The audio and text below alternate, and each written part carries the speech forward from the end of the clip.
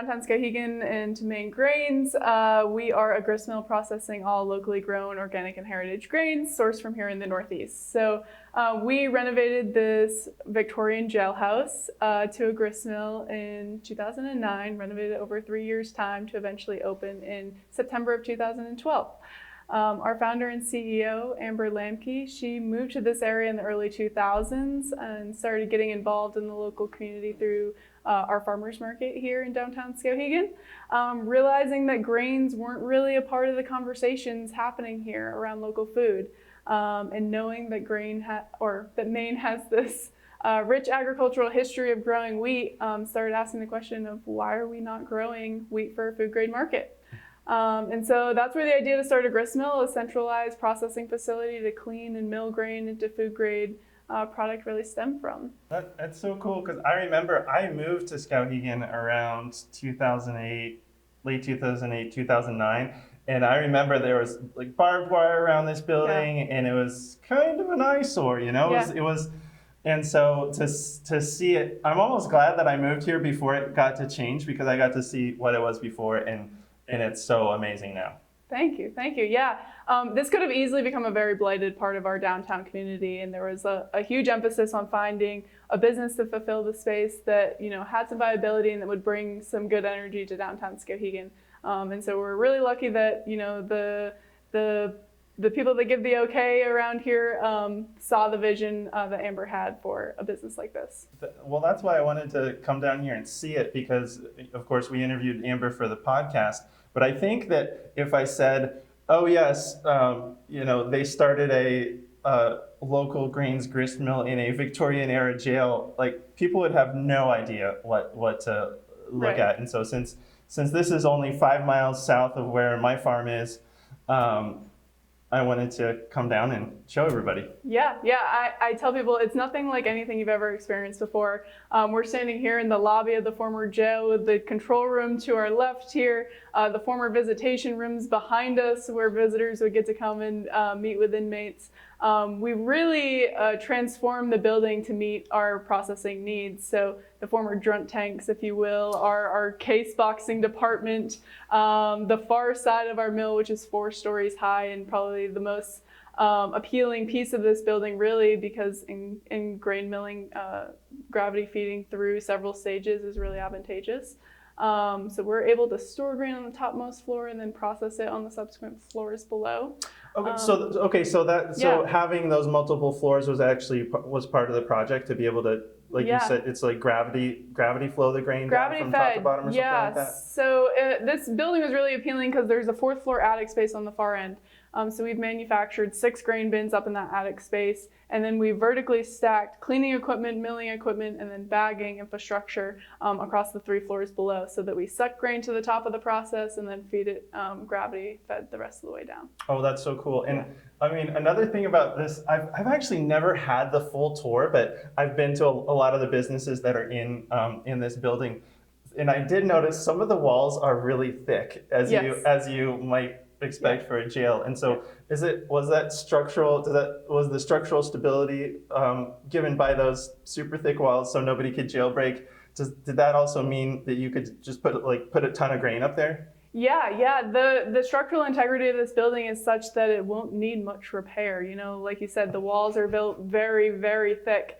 And so you're able to stack very heavy pieces of milling equipment on top of one another. I think we've maybe put 1 beam in place to hold the load of the attic. But other than that, it's very, very well built. So our founder and CEO, Amber Lambke, got involved in the local community first through the farmers market, realizing that grains were really missing from the picture here.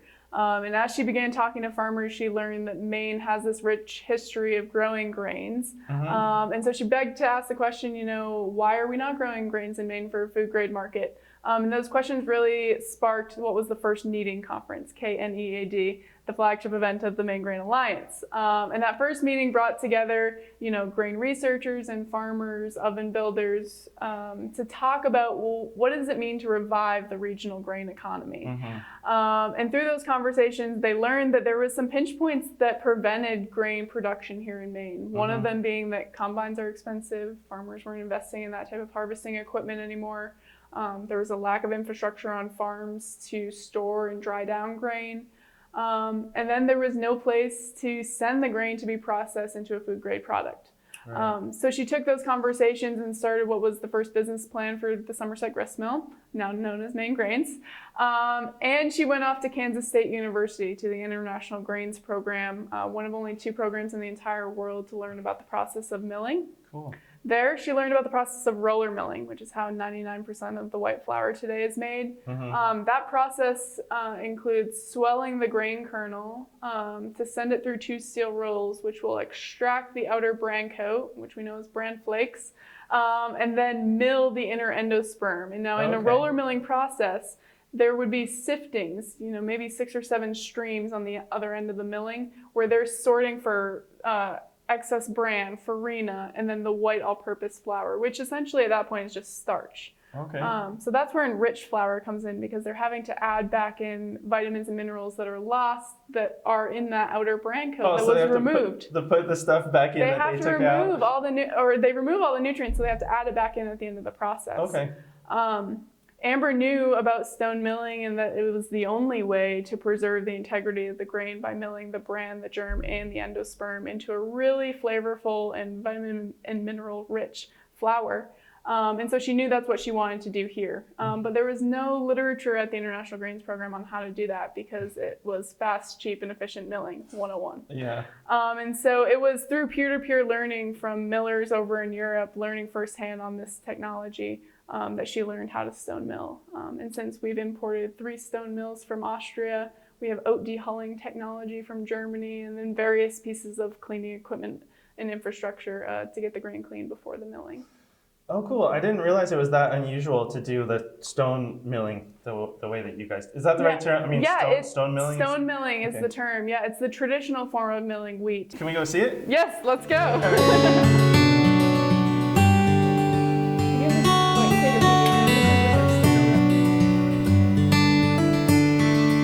So this is our online fulfillment space. So every day orders get printed from maingrains.com. We come down here, you can see all of our products in retail pack sizes. Orders get packed down here and shipped out within a couple days or so of purchase. So we have some of our brand new products over here. We were talking about pancake mixes earlier. These are whole grain, really delicious. We have new smaller packs of our best-selling whole grains like grits, polenta, farro, and black barley. And then I don't think I told you about this, but we have dog biscuits too now. No, I didn't know that. So we take the wheat bran that we sift away from whole wheat flour to make sifted flour. We take that and we mix it with Crooked Face Creamery Whey from downstairs and a little bit of seaweed powder, which is a natural preservative, to give you these crispy baked little dog treats. Oh, I'm sure they would look delicious if I were a dog. Right. And then we were talking about crop rotation dry beans too. We sell 6 varieties. They're changing annually with what farmers around the Northeast are growing. Oh, yeah, there you go. Crop rotation right there. I remembered what I wanted to ask you earlier, was that I seem to remember that back during the pandemic that your sales were just like bonkers, right? Because I don't know, everybody's at home and making sourdough bread or whatever. Yeah. So I was just curious to ask about that, how, if that's true that you guys were super busy during the pandemic, and then basically like did that level of business keep up, or did it like go back down after the pandemic? Yeah, that's a great question. So prior to March of 2020, our business model was really 90% wholesale, 50-pound bulk bags of flour to restaurants, bakeries, breweries, 10% retail, so cases of retail product, and our e-commerce business. Pretty much overnight in March of 2020, what was it, March 20th or something, we lost some of our biggest wholesale accounts on the bulk side. But on the retail side, flour shelves and grocery stores ran bare with flour and other necessities. So everyone was searching to the online purchasing of their goods, and so our sales grew by 4,000% pretty much overnight, which, to put it in perspective, we were seeing maybe 10 orders a week at the time. It was very slow. We had just launched our e-commerce store like maybe a year and a half before that. Good timing, really good timing. Yeah, we were prepared. But yeah, to put that in perspective, hundreds of orders per day, thousands per week. At our largest point, I think we were 3,000 orders deep. And we're about to look at the weigh fill machines in a second to show you how these bags are made, but we only had one of those at that time. And so it was one bag at a time trying to fulfill orders for quite a while. And so we were actually able to source 2 more of those weigh fills during the pandemic, which were very hard to get, and hire 6 people in this department alone just to meet the need. But sales have not sustained at that volume, as you know, but a lot of folks realized or came to know of stone milled flour and its freshness and flavor through their sourdough baking adventures at home during the pandemic. And so we've gained so many new customers from that experience that are loyal customers to this day. But our business has settled out to about 75% wholesale, 50-pound bags of flour, 25% retail. And we even now sell bulk bags on our website, 25 pounds of flour for those that are still in their sourdough adventures. The serious sourdough bakers out there. Okay. Yes. So this is the former drunk tanks of the jail, now known as our case boxing department. But behind us here would be the Sally Port, where the cruiser would have pulled in to come in here and book the inmates. And so these workrooms in here were the actual drunk tanks where people take the weekend to sober up. Nice. So we're up here on the 3rd floor, Andrew. Above us is the attic space holding those 6 manufactured grain bins. Those grain bins are feeding the equipment through the nozzles you see here in the ceiling. So bin 5 normally has hard red spring wheat berries filling this stone mill below us. We have an identical A1200 Aussie roller stone mill right here next to us. But primarily on this floor, in the back 2 rooms, we're cleaning grain. So we have identical clipper cleaners in each room. Those are screen cleaners that pull out any debris that might have come with the grain from the farm. So vetch, rocks, weed seeds, anything that might have come in the tote as well. From there, it's flowing down to other pieces of equipment on the 2nd floor, and then to the flour hoppers on the 1st. So this behind us is our pearler. This is how we make products like pearled black barley and pearled farro products. The inside chamber of this machine is covered in a sandpaper-like material that lightly roughs up the outer bran coat of the grain so that during the cooking process it absorbs water more easily. It keeps a lot of the bran coat intact. It just really roughs it up and pearls it to, again, allow the water into the grain more easily. Okay, I couldn't have told you what pearling was. It just makes it absorb the water easier so you can cook it? Roughs up the bran coat just enough so that water can penetrate the endosperm of the grain. Yeah. Cool. So this is an A1200 Aussie roller from Austria. Here we have the grain flowing in from a bin from the attic space. It's not on right now, but when it is, the grain is flowing in through the eye of the stone here.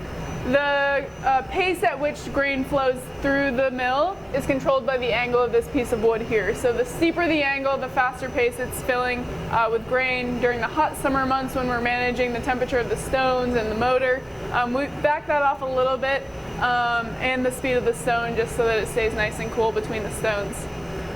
Here you can see the exposed bed stone. This is the one that's not turning, it's stationary. Okay. Inside this chamber here is the runner stone, which is turning to pulverize the grain into flour.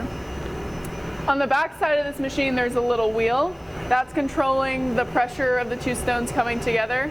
You want them to come together just close enough so that they're able to pulverize the grain kernel, which is very small, but without touching each other.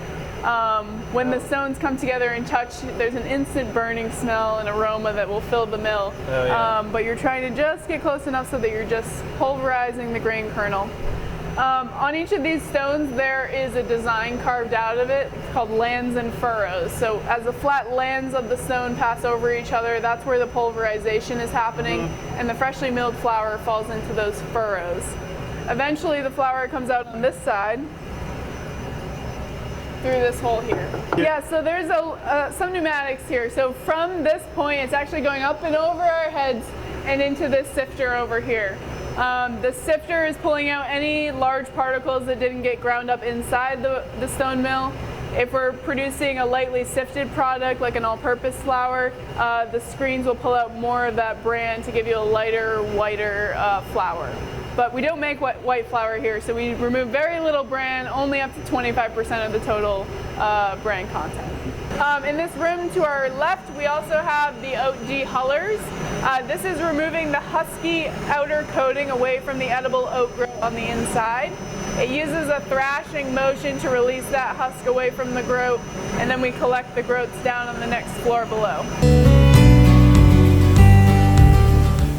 So this is the ground level. This is where the whole process really comes together. We've got the flour hoppers holding the freshly milled flour. Millers are down here weighing those into 50-pound bags. And we're starting to palletize wholesale orders. Now, we operate off of a 2-week lead time for most of our customers, so as orders come in, they're going to the bottom of our production sheet. We're working from the top down. So we're usually palletizing the top 2 or 3 most orders while we're trying to mill for everything that's currently on the sheet. So we usually have 2 mills specializing in our sifted and whole grain flours, our whole wheat flour, while the other mill does a variety of our smaller grains. Since we're trying to mill for what's on the entire order sheet, that's what goes up against the wall in front of us here into what we call inventory. But everything is freshly milled to order.